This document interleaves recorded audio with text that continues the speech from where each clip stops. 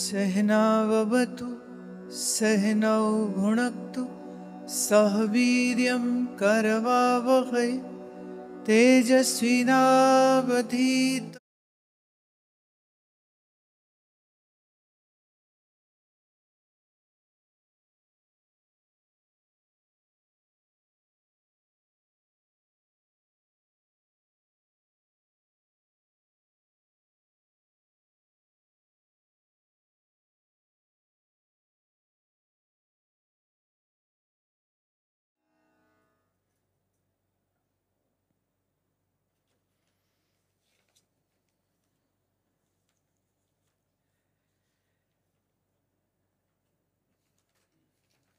प्रश्नों से शुरू करते हैं कि कर्तव्य। Every time you have certain changes in your faces.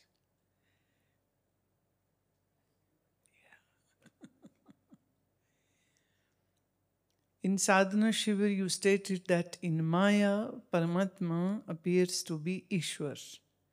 I wanted to ask if Maya exists because of Paramatma or Ishwar. Please enlighten Maya Gyan. Enlighten is, the spelling is E-N, not I-N, okay?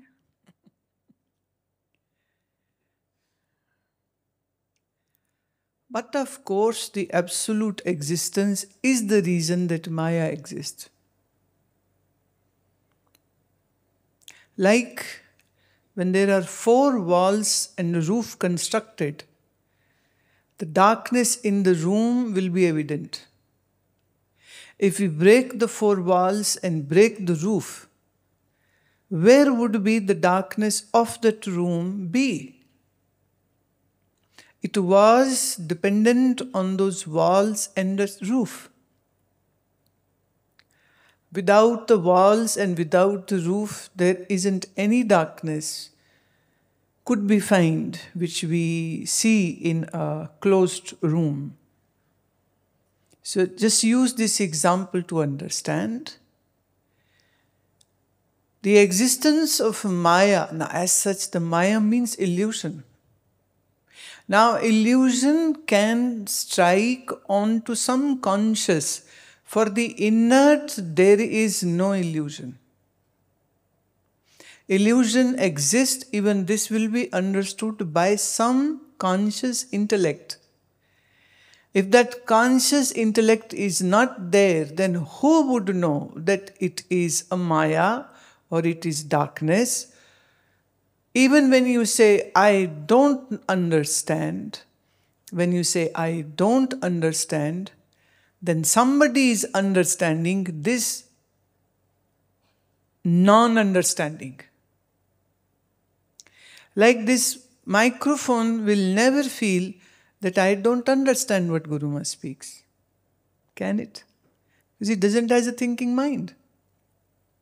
My desk will never question, my chair will never question, this carpet will never question, this ground will never, this hall will never, this building will never, these trees will never, my dogs will never, the cows won't ever, the birds won't ever, because they don't have that thinking mind. That thinking mind is functioning because of the presence of the consciousness, or should I say the Satchitananda Vyapak is the absolute existence reality on which this illusion and the misconception is happening in the mind. So all illusions are happening to the mind and in the mind, never in the body and never in the real self. Got it? So the existence of Maya, now it's a very controversial statement, that which doesn't exist exists because of the existence. round. So Maya or illusion. Maya means illusion. Maya means that which seems to exist but doesn't exist. Now Maya is known by that who has the ability to know what is different from me or what is dependent on me.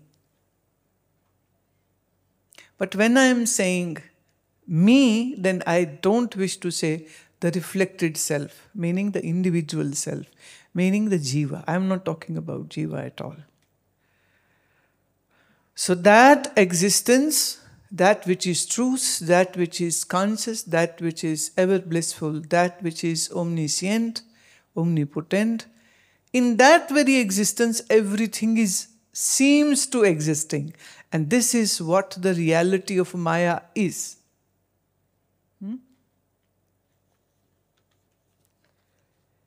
Now, to understand this, one has to have a very refined intellect.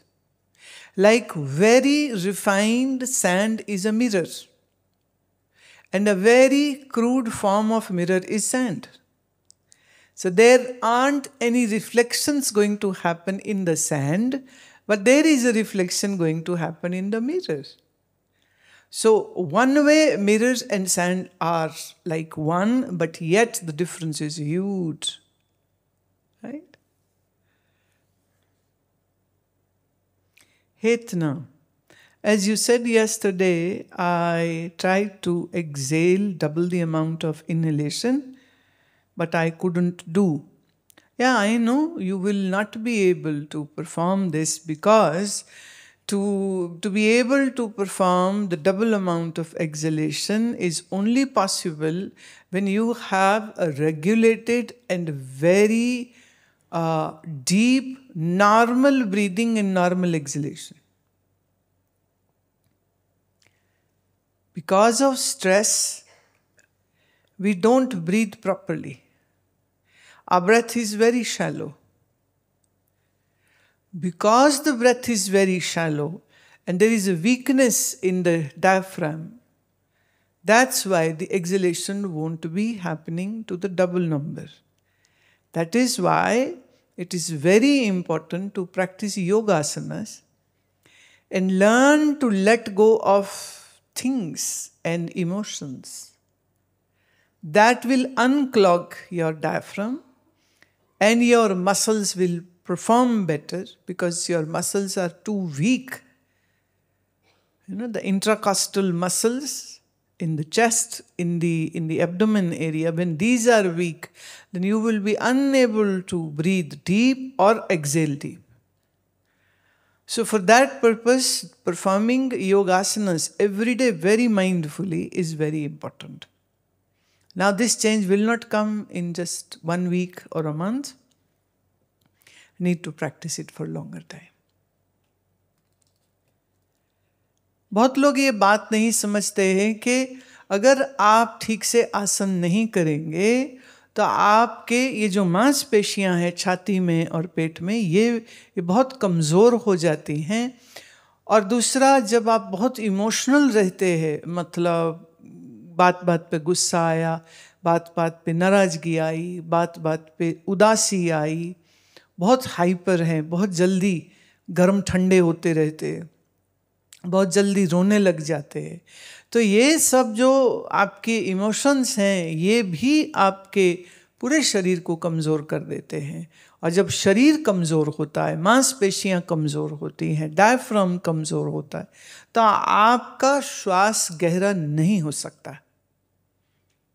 इसलिए ये बहुत ज़रूरी है कि हम आसनों का अभ्यास रोज करें। और सबसे ज़रूरी चीज़ एक और आज मैं कहना चाहती हूँ कि इन दिनों जैनियों में पर्यूषण चल रहा है। ये तप, तपस्या, पश्चाताप का समय होता है। तो किसी जैन मंदिर में या किसी जैन आचार्य के साथ बैठ के सुबह से लेकर शाम तक लोग उपवास करते हैं, मंत्र करते हैं, कीर्तन करते हैं, मौन रहते हैं, तपस्या करते हैं। तो इस सारे प्रोसीजर में एक चीज़ बहुत प्यारी है, और वो ये है कि आप अपने अंदर किसी भी भावना का संग्रह नहीं होने देते। जैसे आप किसी से नाराज हैं तो आप नाराजगी को अंदर पालते हैं, उसे रोज याद रखते हैं। इस व्यक्ति ने मुझे दुख दिया, ये बात आपको भूलती नहीं है। तो जैसे पौधे को आप पानी देते हैं तो पौधा बड़ा होता है, ऐसे हम अपने क्रोध को, अपनी नाराजगियों को, अपनी शिकायतों को हम रोज याद करते। हमारे अवचेतन मन में, सबकॉन्शियस माइंड में वो चलता रहता है कि मेरे अमुक रिश्तेदार ने मेरे को दुख दिया था, मेरे पड़ोसी ने मुझे दुख दिया था, स्कूल में मेरे कुछ बुली फ्रेंड थे जो मेरे को बहुत दुख देते थे, या मेरे ऑफिस में कोई मेरा कलीग है, या मेरा सुपरवाइज़र है, या मेरा मैनेजर है जो मुझे बड़ा कष्ट देता है, या कि मेरा कोई भाई भतीजा, मामा, चाचा, ताऊ है जिसने मुझे बड़ा दुख दिया है। अच्छा, कब दिया था? 10 साल पहले, 20 साल पहले, 30 साल पहले, 40 साल पहले, 50 साल पहले। लेकिन 50 साल पुरानी वो नाराज़गी तुम अपने मन में संभाल के बैठे हो, जैसे महिलाएं अपना जेवर संभालती हैं या पुरुष अपनी जायदाद या शेयर्स के पेपर संभाल के रखते हैं। आप ऐसे अपने दुखों को, नाराज़गियों को, अभावों को, तकलीफ़ों को आप संभाल के रखते हो। तो पर्युषण के काल में ये एक बहुत ज़रूरी चीज़ सिखाई जाती है कि आपने जो भी कुछ ऐसा अपने अंदर संभाला है उसको जाने दो। जो हो गया सो हो गया, और जिससे दुख आया मैं उसको क्षमा करता हूं। 20, 30, 40, 50 साल पहले दुख आया, नाराजगी आज भी आप अपने मन में बना के बैठे हो। इसे यूं समझिए कि आपके अगर चोट लग जाए और उस चोट को आप रोज कुरेदो, ऐसे रोज छीलो उसको, क्या कभी वो जख्म भर पाएगा? बल्कि रोज ऐसे कुरेदते रहेंगे, वो जख्म बड़ा हो जाएगा, वो नासूर बन जाएगा, वो ज़्यादा तुम्हें तकलीफ देगा। इसलिए जब चोट लग जाए तो डॉक्टर उसके ऊपर ऑइंटमेंट लगा के बैंडेज कर देते ताकि तुम बार बार उसको छेड़ो नहीं। हालांकि जब जख्म सूखता है तो उसमें एक खुजली सी उठती, तो जी होता है कि खुजला लें, लेकिन अगर खुजलाएंगे तो वो जख्म ठीक नहीं होगा। तो फिर बैंडेज का या बैंडेड का कुछ ऐसा अवरोध हम रखते हैं जिससे हम उसे खुजलाते ना, इरिटेट नहीं करते रहें। शरीर की चोट का हम इतना ध्यान रख लेते हैं, पर जब मन के अंदर चोट लगती है उसे तो रोज कुरे देते, रोज कुरे देते, रोज कुरे देते, रोज। इसने मुझे दुख दिया, इसने मुझे तकलीफ दी। मैं एग्जाम्पल देती हूँ। एक बार हम किसी के घर में थे और बहुत लोग मिलने वाले आए, तो एक ग्रुप आया और जब वो निकल रहा था, मतलब वो अपने घर के मेन गेट तक भी नहीं पहुँचे होंगे, तो ये जो घर के हमारे जो होस्ट थे जिसके घर में हम रुके हैं, वो मुझे कहते हैं, वो जो नीली शर्ट वाला था ना, मैं हाँ, कहते ये और मैं एक ही स्कूल में पढ़े हैं और 4th क्लास में इसने मेरा ज्योमेट्री बॉक्स चोरी किया था। I was like what? इस बंदे की उम्र 65 साल है, 4th क्लास में इसने मेरा कंपास बॉक्स चुराया था। ये उसको आज भी तकलीफ हो रही है और उसकी बेइज्जती करने के लिए वो मुझे अभी बता रहा है। मैंने कहा आप एक काम करो, उसको वापस बुलाओ, हम अभी उसको कहेंगे कान पकड़ो और तुम्हारा वो कंपास बॉक्स तुमको लेकर के दे। कहते नहीं जी नहीं, अब मैं क्या करूँगा, तब तो स्कूल था, अब मैं उसका क्या करूँगा। मैंने कहा अगर कंपास बॉक्स का आज तुम कुछ नहीं करोगे तो ये बात बताने का भी क्या मतलब। पर इसमें मजा आता है किसी की बेइज्जती करके, मतलब इसने ये किया था। हम हमेशा ऐसी ऐसी चीजें अपने मन में संभाल के रखते हैं कि जो हम ही को तकलीफ देती है। तो करना क्या चाहिए? जिसने किसने कष्ट दिया, जिस किसी से तकलीफ हुई, you just let go of that. मैंने छोड़ा। अब बहुएं अपने सासों के जुल्म नहीं भूलती, कई सासें अपने बहुओं के जुल्म नहीं भूलती, कई भाई आपस का झगड़ा नहीं भूलते।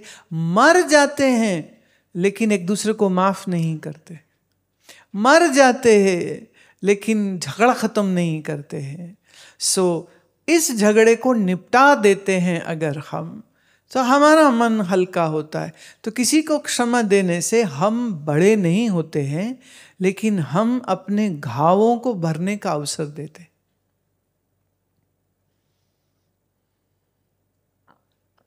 अब आप कहेंगे कि इसका क्या संबंध है हमारे स्वास्थ्य से?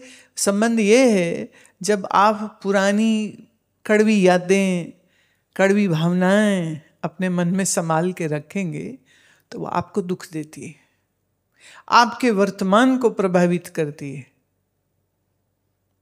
इससे आपकी जिंदगी खराब होती है। पर जब आप उस बीती हुई बात को छोड़ देते हैं, आई गई कर देते हैं, क्षमा दे देते हैं, या कहो आपने ही कष्ट दिया किसी को और आप जानते हो आपने कष्ट दिया है, और आप सामने जाकर के उस व्यक्ति से क्षमा मांग लेते हो सकता है वो व्यक्ति क्षमा ना करे, हो सकता है वो कहे ना मैं नहीं मानता तेरी बात को, तू भाड़ में जा, कोई बात नहीं, वो कह रहा है सुन लो। वैसे एक ने बोला भाड़ में जा, तो उनने कहा उसका एड्रेस तो दे दो, कहाँ है ये, कहाँ जाऊं मैं, किस भाड़ में जाऊं, किस भड़ भुंजे के जाऊं, जरा वो तो बताओ। पर बोल देते, गुस्सा निकालना है बोल देते हैं। लेकिन हम थोड़ा सा अगर विवेक पूर्वक चलते हैं तो किसी से नाराजगी अपने दिल में पाल के मत रखो। जिंदगी के बुरे अनुभवों को भी ऐसा मानिए कि ये आपको एक शिक्षा, एक सबक देने के लिए आए थे, सबक दे दिया, बात खत्म हो गई। अब लेकिन मन में गांठें बांध के रखोगे तो तुम ऐसा करना ना, अभी बैठ जाना कहीं बाग बगीचे पेड़ के नीचे और अपने मोबाइल फ़ोन के नोट्स में या कागज़ पेन लेकर के लिखना कि तुम्हें किस किस पर गुस्सा है। बचपन से शुरू हो जाओ, किस किस से गुस्सा है और किस किस बात पर गुस्सा है, उनके नाम लिखते जाओ लिखते जाओ लिखते जाओ लिखते जाओ। घटना मत लिखना, नहीं तो नावल बन जाएगा। सिर्फ नाम लिखो, रमेश ने, सुरेश ने, संगीता ने, नाम लिखते जाओ उस व्यक्ति का। और फिर लास्ट में दोनों हाथ जोड़ो और कहो कि भूल से हमने एक दूसरे को दुख दिया, मैं आपको क्षमा करता हूं, आप मुझे क्षमा कर दीजिए। आप देखिए इसका नतीजा ये होगा कि आपका मन हल्का फुल्का हो जाएगा। और जब आपके मन में ऐसा इमोशंस का, बुरी भावनाओं का वजन नहीं होगा तो आपका सांस ज्यादा गहरा होने लग जाएगा। ये बोझ होता है मन में, बुरी इच्छाओं, बुरी वासनाओं, बुरे ख्यालों का भी बड़ा बोझ होता है। तुमने देखा लोग अक्सर बात बात ऐसा करते हैं। है कोई आपके लेफ्ट राइट जो ऐसा करता है? थोड़ी थोड़ी देर में उनकी ना ऐसा लंबा लंबा फूके मारते रहते। भाई क्यों? क्योंकि इतना सोचों में, विचारों में वो खो जाते हैं कि असल में वो सांस ही नहीं ले रहे होते।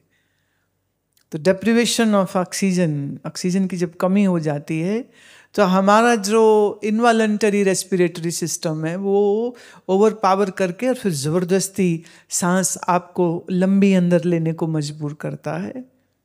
और अगर अंदर रोक ली थी तो फिर बाहर छोड़ने के लिए आपको वो मजबूर कर देगा। हमारा शरीर बहुत अक्लमंद सिस्टम है, बहुत बहुत अक्लमंद। मनुष्य की बेवकूफ़ियाँ इतनी बड़ी हैं, इसलिए ईश्वर ने आधा सिस्टम जो है वो रिफ्लेक्सिस पर या ऑटोनॉमस सिस्टम पर छोड़ा हुआ है। आपके ऊपर तो छोड़ा ही नहीं है, लेकिन फिर भी इंसान अपने अंदर बुरी यादों को रख के अपने मन को बोझिल बना के, अपनी सांसों को गड़बड़ा करके और शरीर के अंदर रोगों की उत्पत्ति कर लेता। इसलिए जैसे इस्तेमाल किया हुआ नैपकिन तुम फेंक देते हो, संभाल के थोड़ी रखते हो। कि जिससे नाक पोछा हो तुम उसको बहुत संभाल के अलमारी में थोड़ी रखोगे, क्या करोगे? फेंक दोगे, डस्टबिन में, गंदा है, उसको थोड़ी रखेंगे। इसी तरह जिंदगी में कभी कोई गंदा अनुभव आ जाए तो उसको भी फेंक दो, छोड़ दो, संभाल के मत रखो। वो संभालने की चीज है भी नहीं है।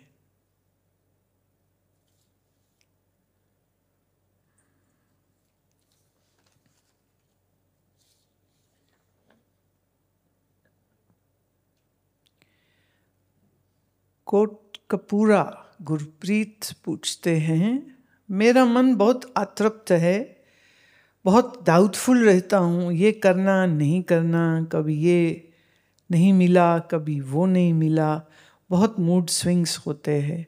मुझे इन मानसिक उलझनों और रोगों से मुक्ति दिलवाएं।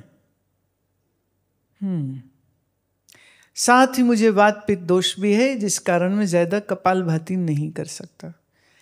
देखिए, मन अगर संशय में है और ये स्पष्ट ना हो कि क्या करना है और क्या नहीं करना है, तो इतना बिगड़ा हुआ जो आपका मन है उसको सुधारने के लिए आपको सबसे पहले अपनी जीवन शैली को सुधारना होगा।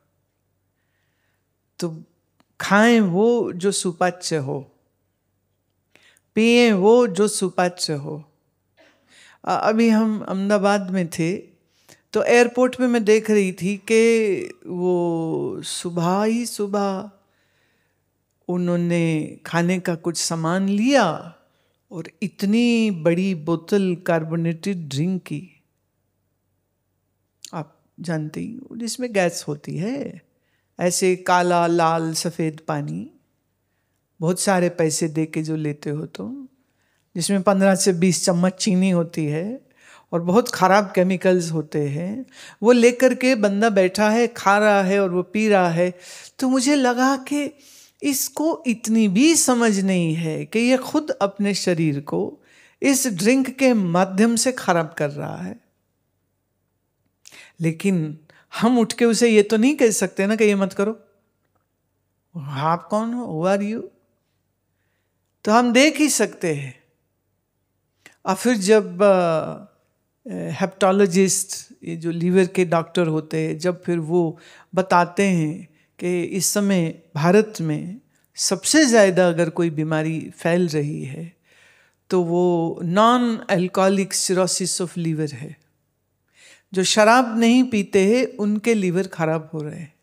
क्यों? ज़्यादा चीनी खाते हैं, बहुत बार खाते हैं, बाज़ार का गंदा तेल जो है वो खाते हैं, मैदे की चीज़ें खाते हैं। कहते जी स्वाद बड़ी लगती है, वहाँ खा लो जल्दी मुक जाएगा बस, और तो क्या ही होगा ना। और वो जो सामान जीभ के स्वाद के लिए खाता है, आप कभी जहाँ वो सामान बनाते हैं कभी जगह जाके देखिए। एक बार देख लेंगे तो दोबारा खा नहीं पाएंगे आप। क्योंकि सब लोग, अब जैसे वो गोलगप्पे बनाने वाले, अब उनकी छोटी छोटी रेडियां हैं, अब वो ऑटोमेटेड मशीन्स थोड़ी खरीद सकते, तो इतना सारा वो सूजी और वो गूंदना है तो कैसे गूंदेंगे? पैरों से ही तो गूंदेंगे ना। अब वो टब में डाल दिया सारा सामान हो, फिर वो अपने पैरों के साथ उसमें डांस करता रहता है कुछ देर। थोड़ा हो तो आदमी हाथ से कर सकता है, और कुछ लोग हो सकते करते भी हो, पर ज्यादा लोग तो फिर ऐसे ही करेंगे ना, शॉर्ट क्विक फास्ट। और वहीं उनके बोरियों के ऊपर से चूहे दौड़ रहे हैं और कॉकरोच भी भाग रहे हैं और जाने क्या क्या चल रहा है। अब वो मैदे को छानेंगे नहीं छानेंगे तो उसमें वो छोटी छोटी क्या वो कृमियाँ होती ना, पंजाबी में जैसे सुंडी बोलते हैं, वैसे ऐसे ऐसे हिलती है वो भी। तो आप हो तो शाकाहारी, लेकिन उसमें तो सब कुछ पिस गया है और आप बड़े स्वाद से खा रहे हो। कैसे गोलगप्पे का पानी बड़ा अच्छा है, इसमें ना पुदीने वाला पानी है। इतना महंगा पुदीना कौन लेता है? वो हरा रंग डाल देते हैं, इमली भी महंगी, कौन डालेगा? वो सिट्रिक एसिड डाल देते हैं। और इमली का वो जो मीठा बनाते हैं, वो अब अच्छा रंग हो तो उसके लिए आर्टिफिशियल रंग इस्तेमाल होता है। तो सब चीज आर्टिफिशियल रंगों से और गंदगी से बनने के बाद पर वो अपने वो सजाते बड़ी सुंदर है, जिसको देख के तुम्हारे मुंह में पानी भर आता है और तुम मजे से खड़े होकर के खा लेते हो। आहा, बहुत मजा आया। और जब शरीर बिगड़ जाएगा तो मन भी बिगड़ जाएगा। शरीर और मन तो बहुत आपस में जुड़े हैं। देखो, मन में वासना होती है, ये खाओ ये खाओ ये खाओ, और शरीर ने खाया तो रोगी हुआ शरीर। तो रोगी किसने किया? गोलगप्पे ने कि तुम्हारे मन ने? वो जो तुमने पिज्जा बर्गर खाया उसने बीमार किया कि तुम्हारे मन ने? क्योंकि इच्छा तो तुम्हारे मन ने करी है ना। अच्छा, मैं ये नहीं करी गोलगप्पे मत खाओ। कल ही वो हमको हमारा एक साधु चेला कह रहा था कि हमने एक हमारे जो यहाँ आए हैं काम करने वाले, उनके साथ बैठ के समझे हैं कि ये चीज़ें बनती कैसे हैं। तो मठरी कैसे बनती है और मट्ठी कैसे बनती है और नमक पारा कैसे बनता है और गोलगप्पा कैसे बनता है। बोले वो सब सीखा है उससे। तो बोले आप जब कहेंगे तब हम तैयार बैठे। मैंने कहा तुम ना शांत रहो, हमें इस समय कुछ भी नहीं लेना है, इसकी आवश्यकता नहीं। पर लेना ही हो तो फिर घर का बना, थोड़ी मेहनत करो ना। या तो तुम घर में मेहनत करो और स्वास्थ्य को ठीक रख लो, और या फिर वो जो रेडी वाले भैया जी हैं उनको ये सब बातें पूछो, सुनाओ, सिखाओ और उसको बोलो भाई अच्छे तरीके से बनाए तो हम जरूर लेंगे, तो भी 4 पैसे कमा और हमको भी खुशी होगी। लेकिन खराब चीज खा के जीभ को तो स्वाद दे दिया, पर शरीर को जो खराब किया उसकी जिम्मेदारी किसकी है? तो सबसे ज्यादा जो शरीर बिगड़ रहे हैं वो बाजार के खाने की वजह से बिगड़ रहे हैं। हम तो यहां से निकलते हैं ना तो अपनी पानी की बोतल भी अपने साथ लेके जाते हैं। यहां से निकलते हैं, 6-8 घंटे का सफर है, तो अपना भोजन साथ लेके निकलते हैं और बासी चीज नहीं खाते। जहां वो जितना खाया खाया, बाकी जो है वो तो बांट दिया, किसी को खिला दिया। लेकिन अब सुबह का पका हुआ शाम को ना उतना ही बनाओ जितना आप खाओ, ताज़ा बनाओ ताज़ा खाओ। तो आयुर्वेद ये कहता है कि अगर इस तरीके से आप खान पान रखेंगे, शरीर स्वस्थ रहेगा, बढ़िया रहेगा। तो पहले तो अपना जीवन शैली ठीक करो गुरप्रीत, खाना पीना ठीक करो, फिर रात समय पर सोइए। अब आजकल क्या है, वो वेब सीरीज देखेंगे, व्हाट्सएप पे गप्पे लड़ाएंगे, इंस्टाग्राम की रील्स देखेंगे, वो सिर्फ टाइम वेस्ट करोगे। और रात के समय में अगर आप मोबाइल फोन देखेंगे तो उसकी जो ब्लू लाइट निकलती है वह आपके मस्तिष्क को एजिटेट करती है, जिससे आपकी नींद खराब होगी। आप कह रहे हो मतलब कैसी कैसी चीजें, मतलब अभी हम ताजा ताजा एयरपोर्ट पे बैठ के आ रहे हैं ना, तो मेरे लेफ्ट राइट मतलब फैमिली के 5 या 6 जने सब अपने अपने फोन में घुसे हुए हैं। और हमारे यहाँ सेंसिबिलिटी तो वो क्या चीज होती है। तो अपने फोन में वो जो भी देख रहे हैं फुल वॉल्यूम, तो आप ना भी चाहो तो आप सुन रहे हो।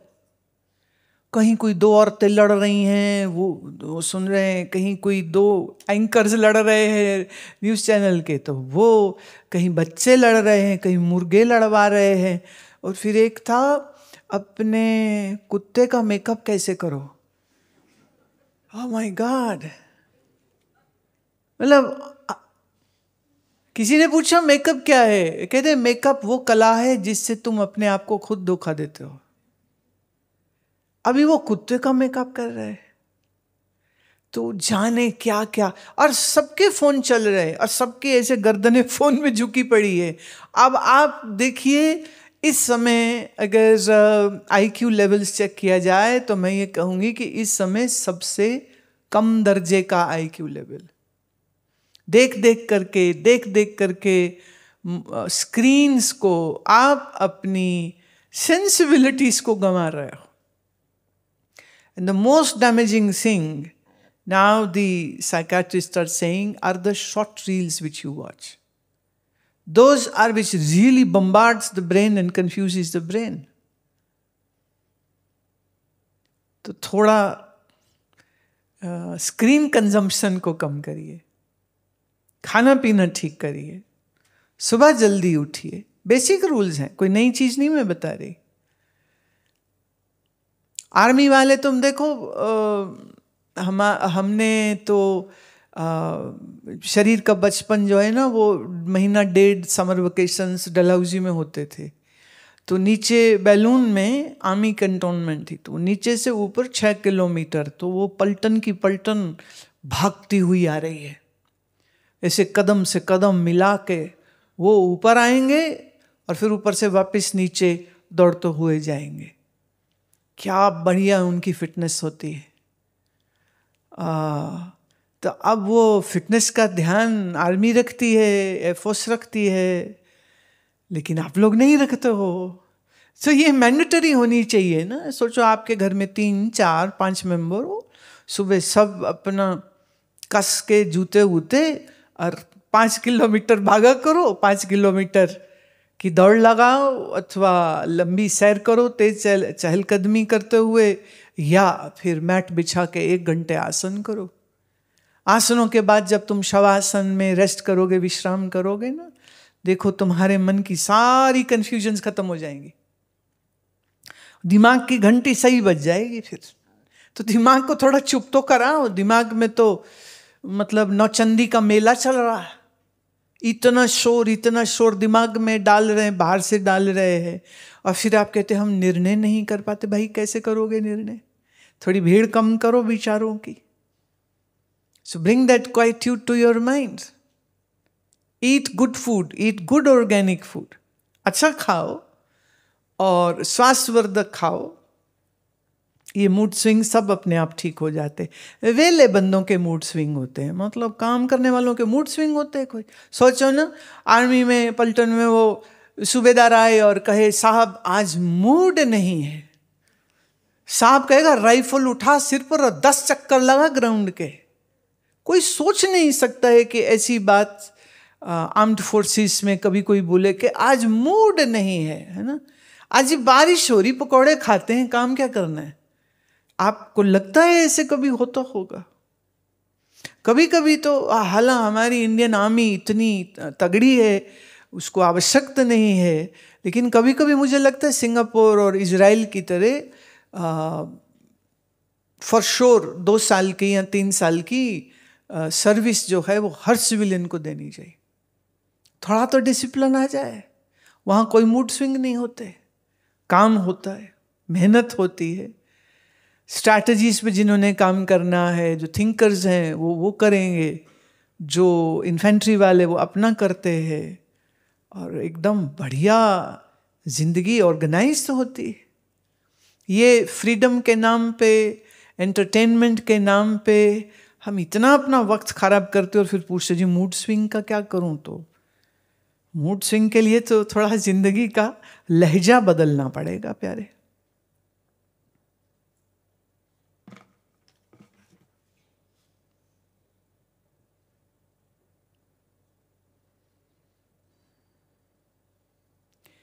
प्रश्न पूछा है, I am the witness of my thoughts and the conclusions arrived by me after thoughtful contemplation. Who is the witness?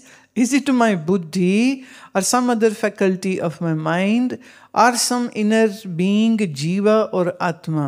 Dear Satish, you're too confused. That is now not how this thing would get unfold for you.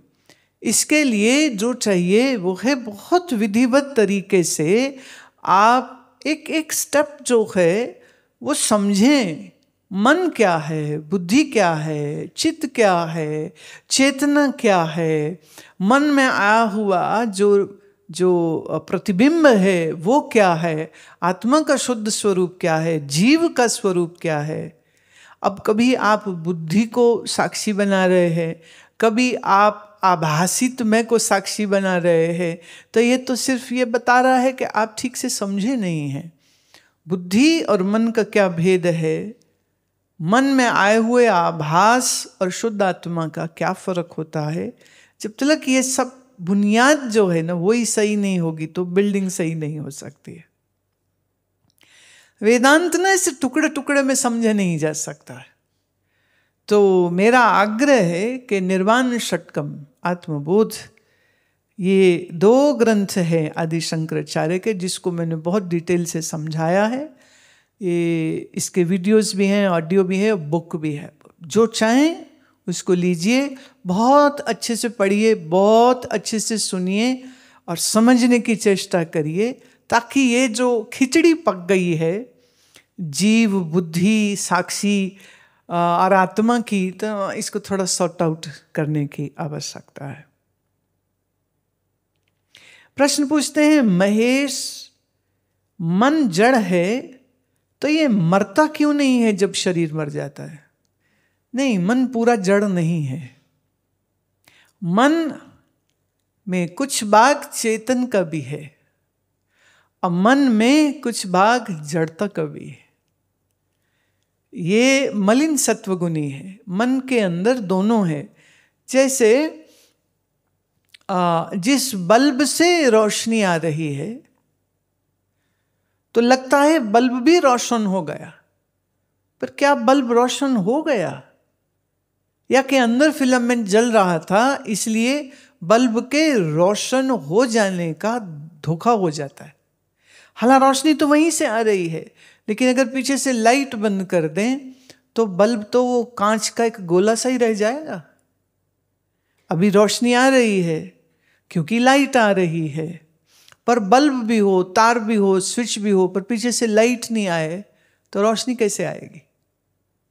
तो bulb रोशनी देता है, बिजली की तार रोशनी देती है, कि बिजली का करंट रोशनी देता है, या तीनों मिलकर के रोशनी देते? लॉजिकली क्या कहेंगे? तीनों, बल्ब भी, तार भी, पीछे से आता इलेक्ट्रिसिटी का फ्लो भी। इसी तरह से मन पूर्ण रूपेण 100% जड़ नहीं है।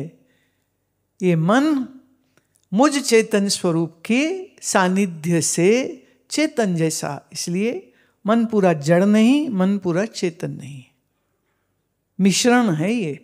इसीलिए शरीर तो मर जाता है, शरीर तो बिल्कुल एलिमेंट्स है ना, 5 तत्वों से बना है, प्राण निकला तो शरीर खत्म, लेकिन मन के अंदर प्राण नहीं है। हालांकि प्राण मन के चलाने में, मन के काम करने में बहुत बड़ी रोल अदा करता है, लेकिन हमारा शरीर जो है ये तो 100% जड़ है, लेकिन मन 100% जड़ नहीं है। इसीलिए शरीर खत्म हो जाता है, मन खत्म नहीं होता है। और मन अपने पाप पुण्य और कर्मों की गठड़ी लेकर के अपनी यात्रा आगे नए शरीर, नए जन्म में करने लग जाता है।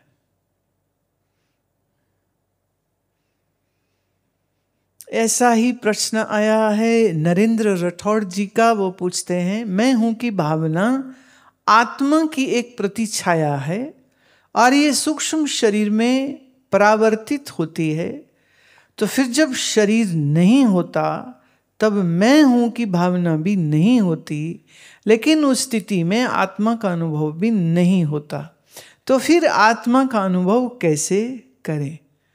सुंदर प्रश्न है। अभी जिसको तुम मैं कह रहे हो ये शुद्ध मैं की प्रतिछाया है जो मन में पड़ रही है, बिल्कुल सही। फिर आप कहते हैं जब शरीर नहीं होता है तो मैं हूं की भावना नहीं होती, बिल्कुल गलत। आप जब रात सोते हो गहरी नींद में, शरीर का पता नहीं चलता है, पर नींद हो रही है ये तो पता चलता है कि नहीं चलता है?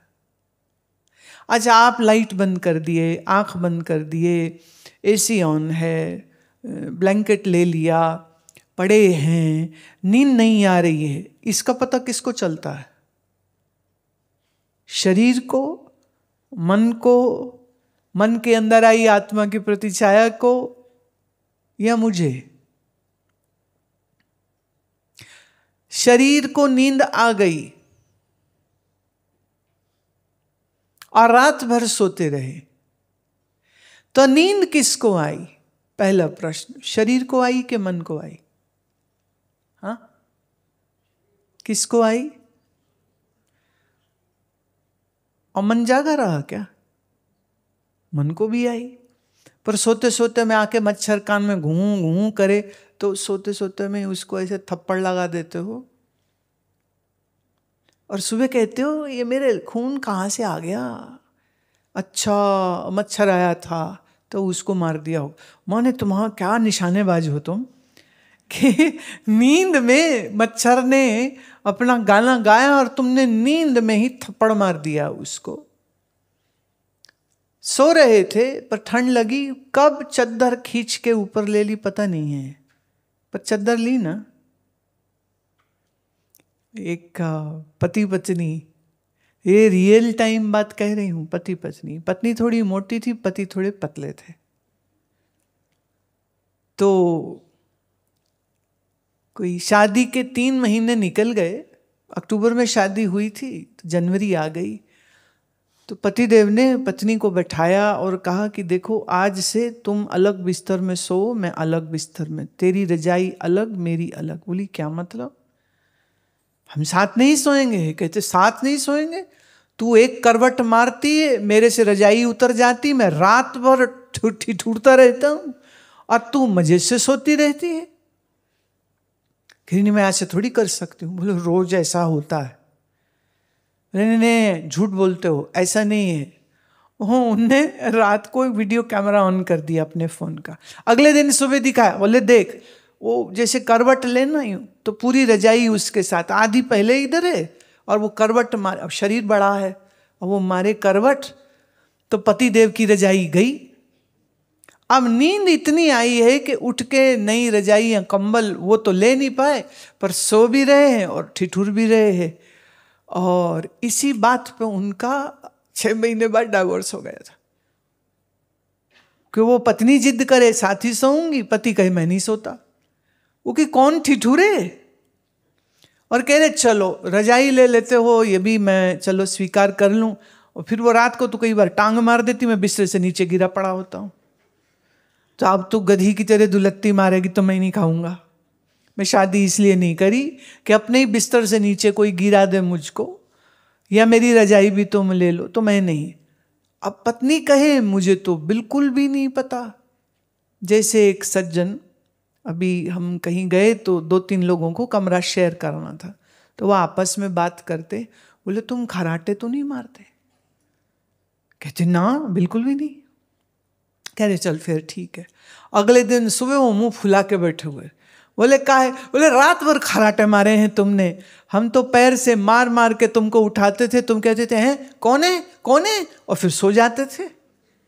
हम पूरी रात तुमको जगाते रहे कि कुछ देर हम भी सो लें। कह रहे देखो हम सो गए तो अब हमें क्या पता हम खराटे मारते हैं कि नहीं मारते हैं। तो बोले फिर ये क्यों कहा खराटे नहीं मारते? बोले आज तक किसी ने शिकायत ही नहीं करी। बोले किसी ने शिकायत नहीं करी, ऐसे कैसे हो सकता? उनकी पत्नी भी थी। कहती असल में इसके आने के आधे घंटे पहले मैं सो जाती हूँ, अब उसके बाद क्या होता है इसकी खबर मुझको नहीं है। पर नींद में चद्दर लिया, मच्छर मारा, ये सब काम सोते सोते में कर गए या कुछ नींद खुलती थी और फिर करते हो?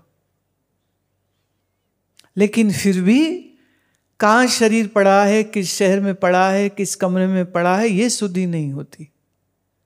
और नींद बहुत अच्छी आई ये भी तुमने जाना। तो जो नींद पूरी तुम्हें आ गई होती तो जाना किसने कि नींद अच्छी आई? इसका मतलब जिस मन और शरीर पे नींद छाई थी उससे अलग तुम उस मन और शरीर के सोने को जान रहे थे। तो जान तो मैं ही रहा हूं, लेकिन जानने के लिए जिस बुद्धि के इंस्ट्रूमेंट की जरूरत होती है वो नींद में उतना एक्टिव नहीं होता है। अगर बुद्धि एक्टिव रहे तो नींद कैसे आएगी? माने आप सोचते रहो, नींद तो नहीं आएगी ना। तो इसका मतलब बुद्धि ठप हो जाती है और मन भी ठप हो जाता है जब नींद आती है। लेकिन 2 चीज फिर भी बची, मेरे 2 एसेसरीज जिसे हम कहते चित्त और जिसे हम कहते हैं अहंकार, वो जागृत रहता है। इसलिए इस चित्त के माध्यम से मैं ही जानता हूं कि नींद हुई। इसलिए जब शरीर नहीं होता, भले नींद में, भले बेहोशी में, भले मृत्यु में, तो भी जानने वाला मैं ही होता हूं। तो बुद्धि की जरूरत मुझे नहीं है, बुद्धि को मेरी जरूरत होती। जैसे मुझे बाहर देखना हो तो आंखों की जरूरत है, पर अगर मुझे कुछ बाहर नहीं देखना तो फिर आंखों की जरूरत कहां है?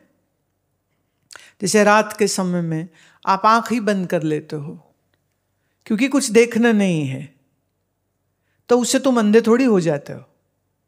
तो जब चाहो आंख खोलो और तुम कुछ देख सकते हो, पर जब कुछ नहीं देखना तो आंख बंद कर लेते हो। इसी तरह इस बुद्धि और इस मन की कोई आवश्यकता नहीं है। तो नींद हो गई, मन बुद्धि दोनों सो गए, पर चित्त अहंकार बना हुआ है। इसके माध्यम से ही मैं जानता हूं नींद हुई या बेहोशी हुई, या अब नींद खुल गई, या अब वापिस होश आ गई। बेहोशी से तो वापस आया जा सकता है, पर मर ही गए तो वापस नहीं आ सकते। इसलिए इस बेहोशी और इस नींद को ज्यादा अच्छे से समझने की चेष्टा करनी चाहिए। कहाँ से नींद आती है, किसको नींद आती है, और कौन जानता है कि नींद हुई? जिसने इस नींद के साथ रिलेटेड इन 3 प्रश्नों के उत्तर ढूंढ लिए, वो योगी हो गया। योगी उसको नहीं कहते जो वृश्चिकासन लगा ले, ना ना ना। योगी वो है जो इस नींद के रहस्य को समझ सकता है, इस नींद को जान सकता है। अब आप मुझे मत पूछने लग जाए ना, आप बताओ कैसे जाने, ये तो तुम्हें करना पड़ेगा, ये तो तुम्हें ढूंढना पड़ेगा। तो बातों से कोई योगी नहीं बनता है, इस गहन खोज को करने से आप निश्चित रूप से योग के इस भूमि में प्रतिष्ठित होते हैं।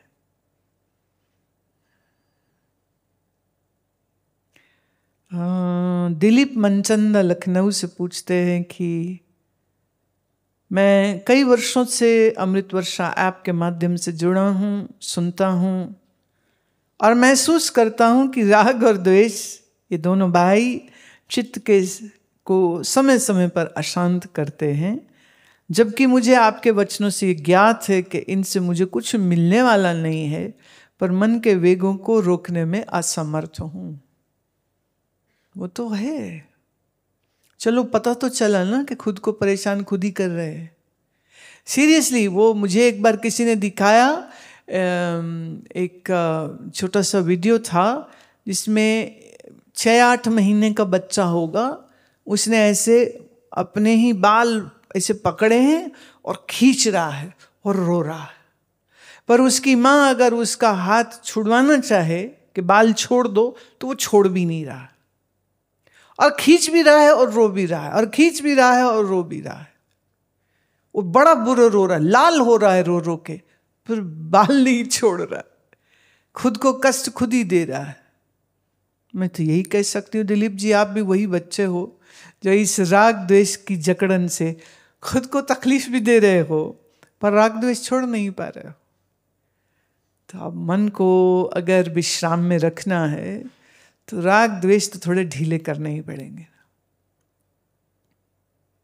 आपने देखा होगा दिल्ली में, गाजियाबाद में, मेरठ में, जहाँ से भी आप आए, वो कई बार लोग अपने कुत्ते को घुमा रहे होते हैं ना, क्योंकि फ्लैट्स में रहते हैं तो सूसू पॉटी के लिए बाहर ले जाना ही पड़ता है, तो वो ले के चल रहे हैं लीश उसको, तो कुत्ता जहाँ जहाँ जाए ना तो मालिक को वहीं वहीं जाना पड़ता है। देखा ऐसा ना? तो मैं ये प्रश्न हमेशा पूछती हूं, कुत्ता आदमी को लेके जा रहा है, क्या आदमी कुत्ते को लेके जा रहा है? लगेगा तो ऐसा ही कि आदमी कुत्ते को लेके जा रहा है, पर सच ये है कि लेके तो कुत्ता ही जा रहा है ना। कुत्ते को 1 नंबर 2 नंबर जाना है तो वो चिल्लाता है लेके चलो, फिर वो कहाँ जाएगा, उसको कौन सा खंबा पसंद आएगा, ये उसका मालिक चूज करेगा कि ये ठीक है, यहाँ पे ना सोलर पैनल लगा है इस पे, ये पसंद मालिक नहीं करेगा, ये पसंद कुत्ता करेगा। और वो सूंघते फिरते, और कब तक सूंघते रहेंगे ये भी निर्णय कुत्ता करता है। फिर वो कहाँ अपने आप को रिलीव करेगा ये भी निर्णय वो करता है। तो फिर कुत्ता बॉस हुआ कि वो आदमी बॉस हुआ?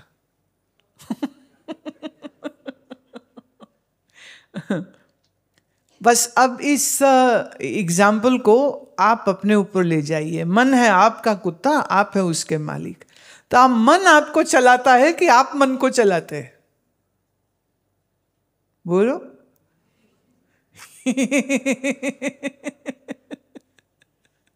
तो फिर कुत्ता कौन हो गए?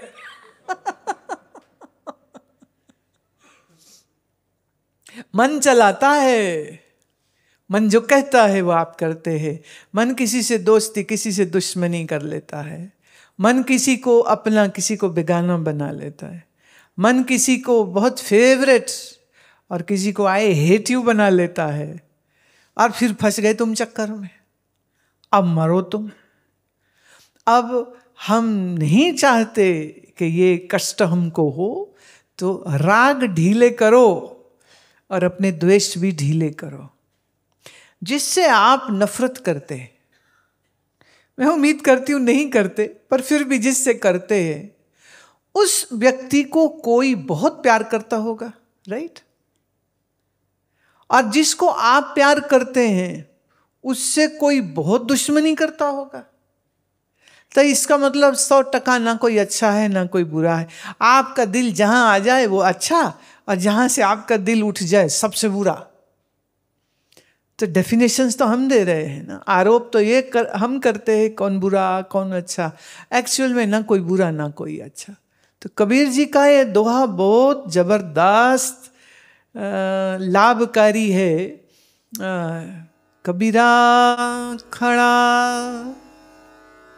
बाजार में, कबीरा खड़ा बाजार में, सबकी मांगे खैर, ना काहूं सो दोस्ती, ना काहूं सो दोस्ती, ना काहूं से बैर, ना काहूं से बैर।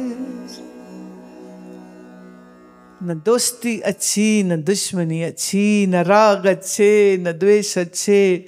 इनसे पीछा छुड़ाइए, जिंदगी बहुत सुख में बीतेगी। एक बार हम कहीं किसी के साथ थे, लंदन की बात है ये। तो ग्लास बिल्डिंग थी, तो हम अंदर बैठे हैं, बाहर हम देख सकते हैं। ये सेंट्रल लंदन की बात है। तो किसी की कार टो हो रही थी और वहाँ बड़ा सख्त जुर्माना है, मतलब 500 पाउंड का जुर्माना हो सकता है वहाँ आप अगर गलत जगह पार्किंग कर दे। तो किसी की कार ऐसे टो होके जा रही थी। तो ये सज्जन बड़ी जोर से हंस के कहते थे, देखो लोग कैसे पागल हैं, ओ जारी उसकी गाड़ी, इसको तो बड़ा ही, अब शाम का टाइम है, इसको तो बड़ा ही लग जाना है। तो वो अब गाड़ी जा रही है, वो ट्रक निकला, गाड़ी निकली, जैसी गाड़ी निकली, ओ ये तो मेरी गड्डी है। और फिर वो भूल गए कि वो मेरे साथ हैं, मुझे वहीं छोड़ के गाड़ी के पीछे भाग गए। हम अब शीशे की उस बिल्डिंग से हम देख रहे हैं, वो रहा टो ट्रक और टो होती हुई गाड़ी, और उसके पीछे वो बंदा भाग रहा है। और उसकी पत्नी घबरा गई कि भाई ये इनने क्या किया। खैर फिर कोई आधे घंटे बाद जा कर के किसी से पूछा गया कि कहाँ गाड़ियाँ लेके जाते हैं। टैक्सी करके वहाँ गए और ये सज्जन जब तलक अपना जुर्माना पे करके गाड़ी छुड़वा। और जब मुझे देखा तो बिल्कुल रोने लग गए, कहते मेरे को माफ़ी दे दीजिए, गाड़ी के चक्कर में तो भूल ही गया मैं आपके साथ था। ये अकल नहीं आई कि गाड़ी में बाद में भी छुड़वा सकता हूँ, तो मैं आपके साथ हूँ तो I should be with you, and what a stupid thing I have done. मैं नहीं, कोई बात नहीं, पर हमको दोनों चीज़ का बड़ा मजा आया। जब तुम किसी पर हंस रहे थे और जब तुम अपने पे रो रहे थे। हम तो दोनों कंडीशंस देखे। तो खूब तमाशा होता है हमारे सामने शबो रोज। तो मैं आपने हमको एक ही 10 मिनट में दोनों दिखा दिए। पहले वो हंस हंस के मजाक उड़ा रहे थे कि लोग कैसे बेवकूफ़ हैं, गाड़ी कहाँ लगा देते हैं। आइए फिर देखो अब उसकी गाड़ी जा रही है, अब इसको 500 पाउंड का जुर्माना लगेगा। पर जहाँ कार का नंबर पढ़ा तो अब है ये तो मेरी गाड़ी है। तो पहले द्वेष से उन्होंने अपने मन को तरंगित किया और फिर मेरी गाड़ी है इसकी चिंता से अपने मन को परेशान किया। सो राग द्वेष तो चित्त को बहुत परेशान करता ही है। थोड़ा राग ढीला रखिए और बेमतलब किसी से द्वेष न रखिए।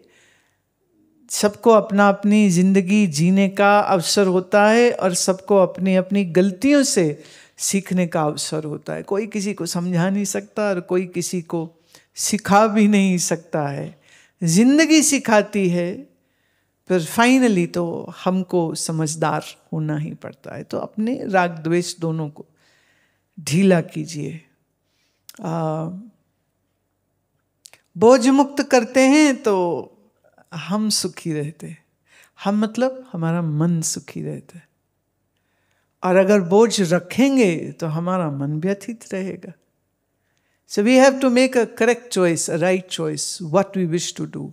So never worry about those things on which you have no control. And on those things where you have control and you know your limitation. So there is no need to be frustrated, because if it was beyond your doing, why cry about it? If it is within your means, correct it. If it is beyond, forget it. छोड़ो, दिमाग खराब नहीं करना चाहिए। एक ने कहा दिमाग खराब करते नहीं, है ही है बस। तो ये जिनका दिमाग खराब है ही है, वो तो जिंदगी भर परेशान रहते हैं। सत्संग के माध्यम से, विचार के माध्यम से, विवेक के माध्यम से अगर आप ठीक समझते हैं एक स्टेप, उस समझ को अप्लाई कर लेंगे तो दूसरा स्टेप, पर फिर कई बार तीसरा होता है। पता तो है क्या नहीं करने चाहिए, कर फिर वही लेते हो, फिर भूल वही दोहरा लेते हो। तो ये बेवकूफ़ी जो है, इसको तो खुद ही ठीक करना पड़ेगा।